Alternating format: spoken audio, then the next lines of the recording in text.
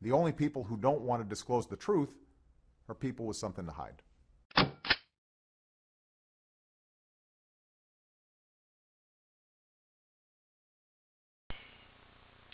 Good morning. My name is Staff Sergeant Daryn J. Moran. I'm in Germany at this time.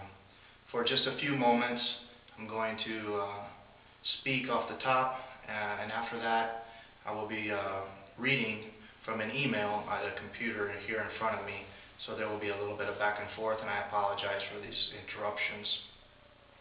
I was asked by someone to deliver a video sharing my story. Before I do that, and it won't be all inclusive, we don't have enough time, but we can get it started. I feel that this story is not my story alone, but involves many more people than myself. The fact that I need to do this video here today is disturbing. I'm in my home. I'm not out in public speaking, and I think that speaks to the seriousness of the situation. But prior to taking this video, my wife and I had a short prayer to ask God to bless this video. And I mean that from the sincerity of my heart to all those who hear or watch this video. Okay, I was contacted by someone, posted an email. I sent her an email. I think she was going to publish it. At this time, I'm going to go ahead and use those words that I shared with her for this video, for purposes of this video. It begins this way.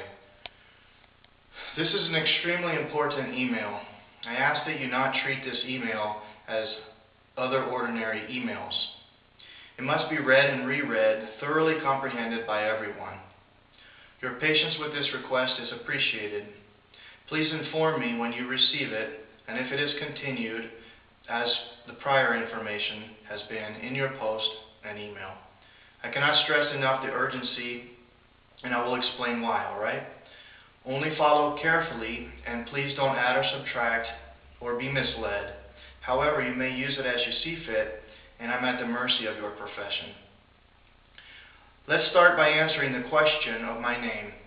My full name is Daryn John Moran. At the time that WorldNet Daily reported my story, the journalist was aware of my name, but the website used a pseudonym for security reasons. After the story was out, I actually had the very same question as you and your readers about my name. I spoke with the WorldNet Daily leadership and was satisfied with their explanation for the pseudonym and my first name only. They asked me if I'd like them to correct it at the time, and I felt it was unnecessary at the time in order to see what would be coming next. I knew that in time, even now, as we speak, my correct first name would be known. There is a lesson in this. This story is not just about me. It is about everyone else who feels like I do, and it's about truth, and as such, it is God's working in our country. WorldNet Daily has been honest and straightforward with me, as you have, and therefore I can only regard both them and you as friends. I don't like to exhibit weakness in presenting my position. However, at this time, maybe you and the readers need to accept the human side of myself, and that this entire process has been taxing and vexing. I really need Americans' help. Of every name, race, creed, and color. So the first emphasis, which I do not want missed, is that these events are not all about me, or even the one I've identified in this fight, Barack Obama. It's about every American, whether they pity myself or support the president. This is critical to think about. Let's continue. My life and the life of my family has changed for the good. Because I didn't give up, finally other people became aware of my argument against Barack Obama, and also we've seen many responses of support and some others of disdain or mockery. It is in this vein that the next point of emphasis is brought up. I, like everyone else ever born, have sinned, and too am not perfect. I said that to say this. For those who hear me and support me, I will gladly respond. For those who wish to defeat me and point out any time in the past which I've cursed, spit, got angry, used mean language, or whatever else which could reflect poorly They have missed the entire point of my argument and chosen, instead of tackling Barack Obama's records and proof as such, to prove to the rest of the country that I'm a sinner. Well, I am, and I have sinned with the best of them. However, I'm neither proud of past sins to date, do not wish to repeat them, and believe in the grace, mercy, forgiveness, and victory in God. My past failings are no excuse not to do right today. In presenting this concept to you now, the Lord allows me to avoid feelings of growing anger within to any one particular respondent, as I can ignore them instead. This is sincere for what it's worth.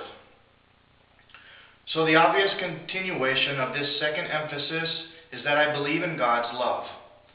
When we hate, He loves. When we fight, He loves. He may be angry. God may be angry. But it is easy to appease His anger by changing our foolish ways.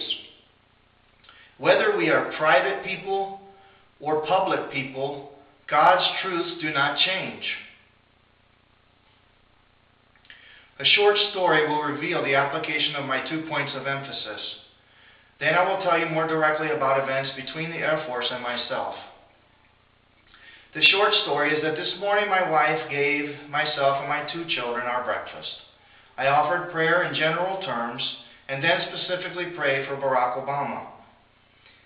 It seems strange to pray for my enemy.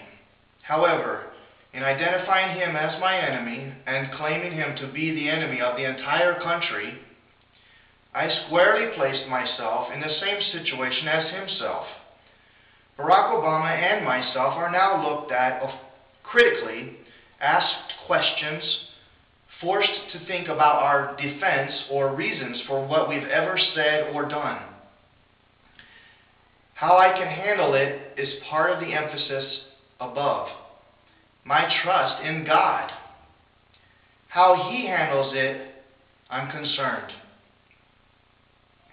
So when I'm weak, I think only selfishly and worry what Barack Obama will do or try to do to me. When I'm unselfish and thinking as a father, a husband, a patriot, and a God-fearing Christian, I place my care in the Lord and pursue the fight against sin and lies and the false birth certificate.